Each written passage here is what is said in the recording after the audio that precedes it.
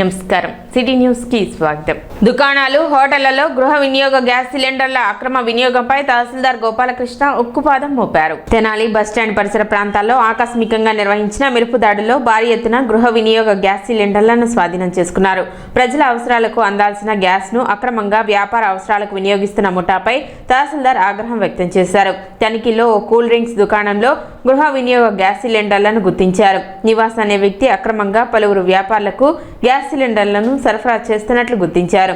అతని వద్ద నుండి 7 గ్యాస్ సిలిండర్లను స్వాధీనం చేసుకున్నారు. సిలిండర్లు అక్కడ దొరికితే సిలిండర్లు లేదంటే హోటల్ పెట్టాను నాదే అందువల్ల అని చెప్తున్నాడు.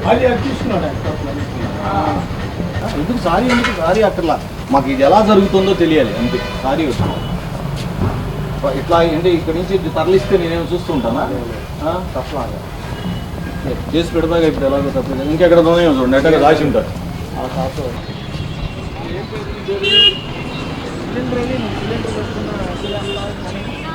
నేనేం తీసుకోనిలే అలాగే ఎంక్వైరీ చేస్తామమ్మా. మళ్ళీ ఎలాగో ఎంక్వైరీ చేస్తాం. అది కాదు కూల్ షాప్కి గ్యాస్ సిలిండర్కి సంబంధం ఏంటి? మీరు హోటల్ అన్నా అయితే పోనీ హోటల్ నడిపేవో బాబు ఏదో ఒకటి చెప్పడానికి కాదు. నువ్వు రన్ చేసేదేమో కూల్ డ్రింక్ షాపా? నీకు సిలిండర్లో కావాలి చేసే పని ఏంటి ఏమన్నా అర్థం ఉందా? ఎవరిది షాప్ ఎవరి పేరుతో?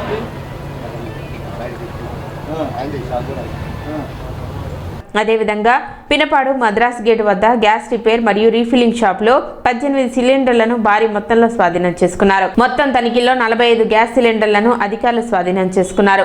ప్రభుత్వం సబ్సిడీతో సామాన్య ప్రజల కోసం అందిస్తున్న గృహ వినియోగ గ్యాస్ సిలిండర్లను వ్యాపార అవసరాలకు ఉపయోగించడం తీవ్రమైన నేరమని తహసీల్దార్ గోపాలకృష్ణ హెచ్చరించారు.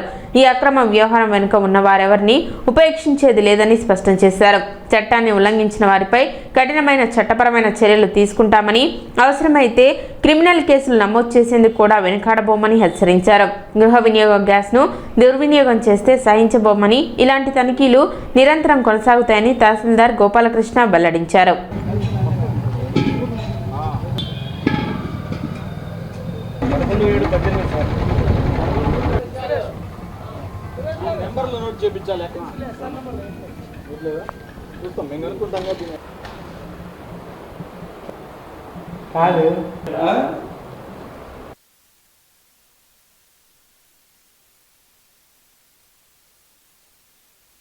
కాన్ఫిడెన్షియల్గా వచ్చిన సమాచారం మేరకు ఈరోజు ఆకస్మికంగా మన తెనాలి ప్రాంతంలో మరి పర్టికులర్గా బస్టాండ్ ఏరియాలో ఒకే వ్యక్తి దగ్గర సిలిండర్స్ బిజినెస్ జరుగుతుంది అనేది ఒక సమాచారం ఇంటెల్ వచ్చింది.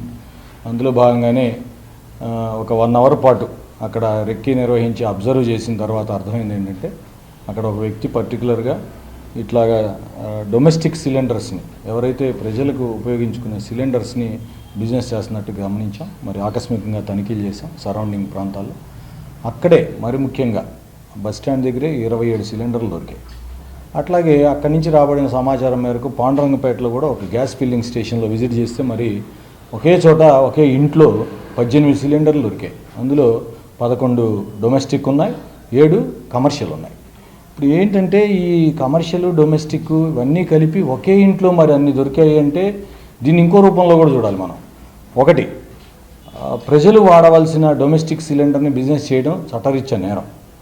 ఏదైనా షాపులో ఉంటే కమర్షియల్ సిలిండర్స్ ఇప్పుడు బాగానే దొరుకుతున్నాయి, వాటిని వాడుకోవచ్చు.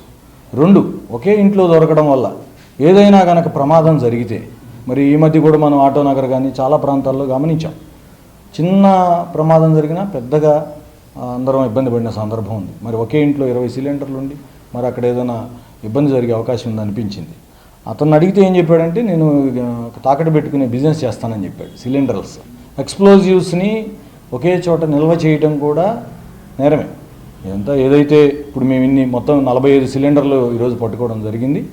ఇవన్నీ కూడా పైన జాయింట్ కలెక్టర్ గారి నోటీసుకు తీసుకెళ్తాం. అట్లాగే గౌరవనీయులైన మంత్రివర్యులు గారి నోటీసులు కూడా ఉంచుతాం. ఈ సబ్జెక్ట్ని, ఎంటైర్ మ్యాటర్ని ఏవైతే చట్ట ప్రకారం చర్యలు తీసుకోవాలో ఆ చట్ట ప్రకారమైన చర్యలు తీసుకుంటాం. తెనాలిలో సెల్ ఫోన్ చోరీ కేసును 2 టౌన్ పోలీసులు ఛేదించి నిందితుడిని అరెస్ట్ చేసి 2,50,000 రూపాయల విలువైన 3 మొబైల్ ఫోన్లను స్వాధీనం చేసుకున్నారు. గంగారమ్మపేటలోని చెర్రీ మొబైల్ షాపులో గత మే 16న జరిగిన చోరీ ఘటనపై బాధితుడు నీలి విజయ్ కుమార్ ఇచ్చిన ఫిర్యాదు మేరకు కేసు నమోదు చేసి దర్యాప్తు చేపట్టిన పోలీసులు నెల్లూరు జిల్లా ఓజిలి మండలం కొత్తపేటకు చెందిన లొక్కు మురళిని జూలై 14న అరెస్ట్ చేశారు. నిందితుడు గత 15 సంవత్సరాలుగా సెల్ ఫోన్ చోరీలకు పాల్పడుతూ పలు కేసుల్లో జైలుకు వెళ్లినట్లు, ప్రస్తుతం అతడిపై 15 కేసులు నమోదైనట్లు టూ టౌన్ సీఐ రవీంద్రబాబు తెలిపారు. ఈ కేసులో చోరీకి గురైన శాంసంగ్ S26 అల్ట్రా మొబైల్తో పాటు మరో శాంసంగ్, ఓప్పో మొబైల్ ఫోన్లను స్వాధీనం చేసుకున్నట్లు వెల్లడించారు. ప్రజలు తమ ఇళ్లు, దుకాణాలు, వాణిజ్య సముదాయాల్లో సీసీ కెమెరాలను ఏర్పాటు చేసుకోవడంతో పాటు ఇంటికి తాళం వేసి బయటకు వెళ్లే సమయంలో పోలీస్ శాఖ అందిస్తున్న LHMS సేవలను వినియోగించుకోవాలని సీఐ రవీంద్రబాబు సూచించారు. 16/5/2026న గంగానంపేటలో నీలాజీ విజయ్ కుమార్ అనే సెల్ ఫోన్ షాప్ ఉంది. ఆ షాపులో ఒక వ్యక్తి సెల్ ఫోన్ దొంగతనం చేసి పారిపోవడం జరిగింది. దాని మీద విజయ్ కుమార్ ఇచ్చే రిపోర్ట్ మీద దర్యాప్తు చేశాం. అతన్ని నిన్న అరెస్ట్ చూపించాం. అతని వివరాలు, ముద్దాయి వివరాలు లొక్కు మురళి. ఇతను నెల్లూరు జిల్లా వాసవ్యుడు. ఇతను సుమారు 15 సంవత్సరాల నుంచి అతని నేర చరిత్ర జరుగుతుంది. అన్ని కేసులలో అతని నేర చరిత్ర సుమారు 15 కేసులు మన ఆంధ్రప్రదేశ్ మొత్తం ఉన్నాయి. అన్ని జిల్లాలో జైలుకి వెళ్ళి బెయిల్ మీద కూడా వచ్చున్నాడు. అతని వద్ద నుంచి ఈ ఫిర్యాదు ఇచ్చిన సెల్ ఫోన్తో పాటు మరి 2 సెల్ ఫోన్లు కూడా రికవరీ చేయడం జరిగింది. దాని యొక్క సుమారు మొత్తం విలువ 2,50,000 ఉంటుంది. కాబట్టి ఇంకా అతను ఇంకేం చేశాడు తర్వాత దర్యాప్తులో ఆ సెల్ ఫోన్లు ఎక్కడి నుంచి వచ్చాయని దర్యాప్తు తేలవలసి ఉన్నది. కాబట్టి అతన్ని అరెస్ట్ చేసి ఈరోజు కోర్టుకి పంపిస్తున్నాం జరుగుతుంది. అదేవిధంగా అతని యొక్క సెల్ ఫోన్లు ఈ మన గంగానంపేటలో కాకుండా నెల్లూరు పరిసర ప్రాంతాల్లో దొంగిలించడం జరిగింది. ఇంకా ఎక్కడున్నాయనేది తర్వాత వివరాల్లో ఇంకేం చేశారనేది మనకు తెలుస్తుంది. ఈ సందర్భంగా మా తెనాలి పట్టణ ప్రజలకు, షాపు ఓనర్లకు, అపార్ట్మెంట్ ఆ యొక్క సొసైటీ వాళ్ళకు తెలియపరుచుకుంటున్నాం. ఈ దొంగతనాలు అనేది మా నివారించాలంటే అందరూ సహకరించాలి. ముఖ్యంగా షాపులు, గోల్డ్ షాపులు, మన యొక్క వ్యాపార లావాదేవీలు ఎక్కడైతే ఉన్నాయో ఖచ్చితంగా మీ యొక్క సీసీ కెమెరాలని అక్కడ ఏర్పాటు చేసుకోండి. కొంతమంది సీసీ కెమెరాలకి చాలా షాపుల దగ్గర లేవు, మేము గమనించాం. కొన్ని షాపుల దగ్గర ఉన్నాయి కానీ అవి నేలకి చూపించినట్టు కరెక్ట్ డైరెక్షన్లో లేవు. తర్వాత మంచి కెమెరాలని వాడండి, నాణ్యమైన కెమెరాలని. మినిమం 15 రోజుల నుంచి 30 రోజులు స్టోరేజ్ ఉండే విధంగా చూసుకోండి. ఒక షాపు నేల వైపే కాకుండా ఆ రూట్లో ఇటువైపు నుంచి అటువైపు ఎవరు వస్తున్నా సరే కనిపించే విధంగా కెమెరాలు పెట్టుకోవడం వల్ల మీ షాప్కే కాదు ఆ లైన్కి కూడా భద్రత ఏర్పాటు చేస్తుంది. ఆ విధంగా కెమెరాలు ఉన్నాయి. ఎవరైతే అదేవిధంగా అపార్ట్మెంట్లలో కూడా చాలా వరకు కెమెరాలు లేవు, అపార్ట్మెంట్లో కూడా కెమెరాలు ఏర్పాటు చేసుకోండి. ఎవరికైతే కెమెరాలు లేకుండా నిర్లక్ష్యం వహిస్తారో వాళ్ళకి మేము నోటీసులు కూడా సర్వ్ చేస్తున్నాం. ఖచ్చితంగా ఏర్పాటు చేసుకోవాలి, టెక్నాలజీ ఉపయోగించుకోవాలి. అదేవిధంగా ఏదైనా ఊర్లకు పోయే కుటుంబాలు ఏమైనా ఉంటే మాకు తెలియపరిస్తే LHMS సిస్టము ఇంట్లో ఏర్పాటు చేస్తాం. మీరు వెళ్ళిన తర్వాత ఎవరైనా అపరిచిత వ్యక్తి లోపలికి ప్రవేశిస్తే అలారం పోలీస్ స్టేషన్ మాకు వినపడుతుంది. అది మీకు ఆ యొక్క LHMS మనము సిస్టమ్ని ఏర్పాటు చేసుకోవాల్సిందిగా మేము ప్రజలకు కూడా తెలియపరుచున్నాం. కాబట్టి ప్రజలందరూ అప్రమత్తంగా ఉండాలి. మనం మంచి వాళ్ళైనా సరే మన చుట్టూ ఎటువంటి నేరాలు జరగకుండా మనమందరం కలిసి ఉంటేనే మనకు నేరాల నివారణ జరుగుతుందని తెలియపరుచుకుంటున్నాం. ఇది అతని షాప్ పేరు చెర్రీ మొబైల్ షాప్లో దొంగతనం జరిగింది. ఆ తర్వాత 16/5/2026 జరిగింది. ఆ తర్వాత నిన్న దినాన మనం అతన్ని అరెస్ట్ చేయడం జరిగింది. 16/5/2026న నీలి విజయ్ కుమార్ అనే ఫిర్యాది, ఇతని యొక్క షాప్ పేరు చెర్రీ మొబైల్ షాప్ గంగానపేటలో ఉంటుంది. అయితే ఆ రోజు అతను ఓనర్ లేడు, అతని భార్య ఉంటుంది. ఆ భార్య షాపులో ఉండగా ఈ యొక్క ముద్దాయి లోపలికి వచ్చి సెల్ ఫోన్ కొన్నట్టు నటిస్తూ ఆమెని మభ్యపెట్టి ఆ ఒక బాక్స్ సెల్ ఫోన్ తీసుకుని పారిపోతాడు.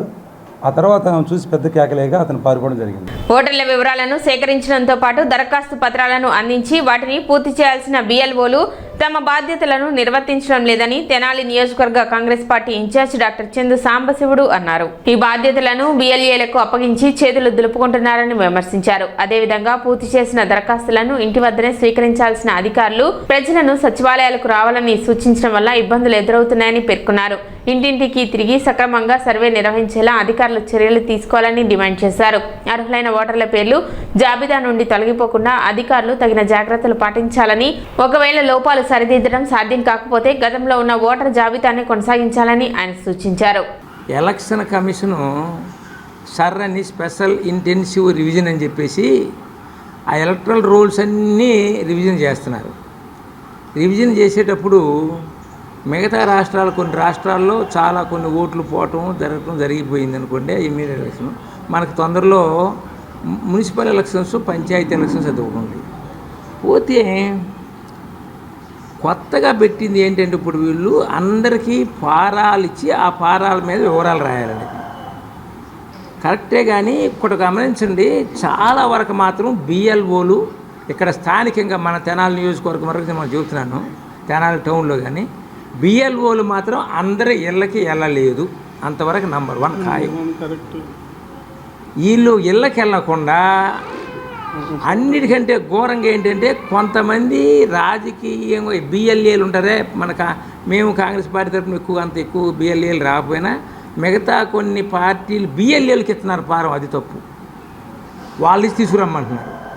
అది బిఎల్ఓ నాడు ముఖ్యంగా నేను తెనాలి అసెంబ్లీ ఈవో ఎలక్షన్ ఆఫీసర్గా ఉండేవాళ్ళంటే ఈ ఎలక్షన్ రిటర్నింగ్ ఆఫీసర్గా ఉంటారు ఆర్ఓ, వాళ్ళకి సబ్ కలెక్టరే ఉంటారు.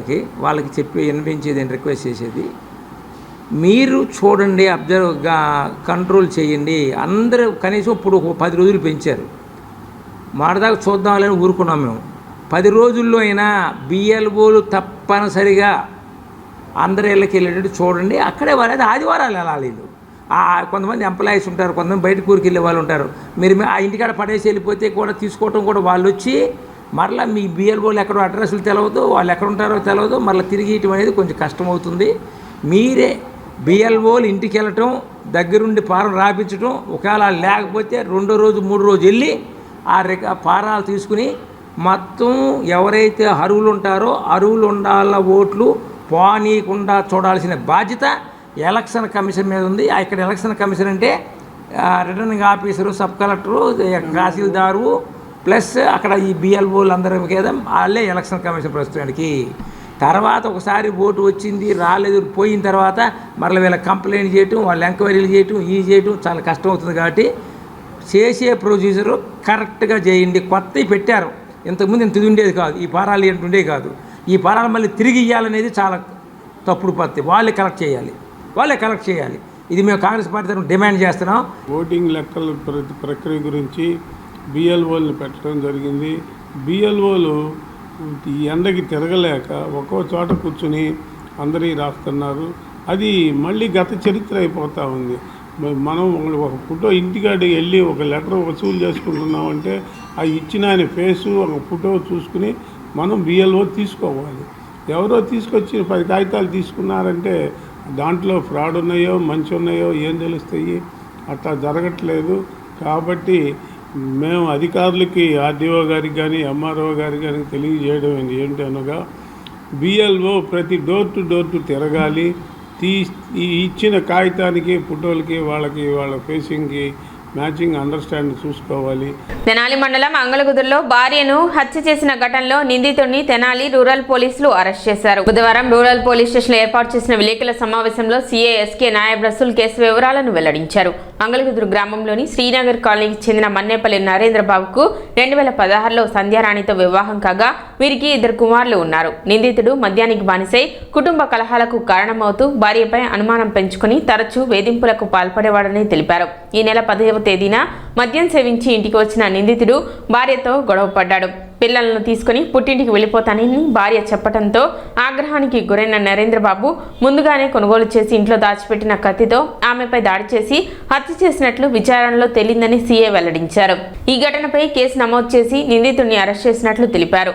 సమావేశంలో ఎస్ఐ ఆనంద్ తదితరులు పాల్గొన్నారు.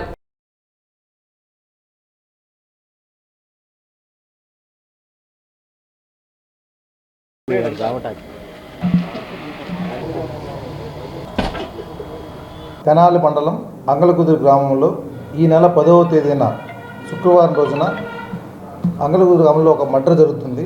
భార్యను అతి కిరాతకంగా భర్తను చంపుతాడు. చంపేసి పోలీస్ స్టేషన్కి అతనికి గాయాలైతే పోలీస్ స్టేషన్కి రాగా వెంటనే అతని గాయాల నిమిత్తం హాస్పిటల్కి తరలించడం జరిగింది. వెంటనే నేరస్థలానికి వెళ్ళి నేరస్థలం పరిశీలించి అప్పుడు ఉన్న తెనాలి 120 ఇన్ఛార్జి గారు కేసు రిజిస్టర్ చేయడం జరిగింది. ఈ క్రమంలో భాగంగా ఇన్వెస్టిగేషన్లో తెలిసింది ఏందనగా ఎవరైతే ముద్దాయి ఉన్నాడో ఇతని పేరు నరేంద్ర కుమార్, ఇతని యొక్క వైఫ్ పేరు సంధ్యారాణి. వీళ్ళిద్దరికీ 2016లో వివాహం జరుగుతుంది. వీళ్ళకి 2 పిల్లలు కూడా కలరు. 2 పిల్లలు కూడా 10 సంవత్సరాలు ఒకరికి 8 ఇయర్స్ ఒకరు కలది. ఈ అమ్మాయి దుర్తలకి పల్నాడులోని నూజెన్ల గ్రామం దగ్గర వీళ్ళిద్దరికి మ్యారేజ్ జరిగిన తర్వాత వేరు వేరు ప్లేసుల్లో కాపురం చేస్తూ కలిసి ఉంటూ ఉంటారు. కానీ ఈ క్రమంలో ఇతను మద్యానికి బానిసై ఆమెతో గొడవ పడుతూ ఉంటాడు. ఆ సందర్భంలో అమ్మాయి 2-3 సార్లు కూడా అట్లా పుట్టింటికి వెళ్ళడం కూడా జరుగుతుంది.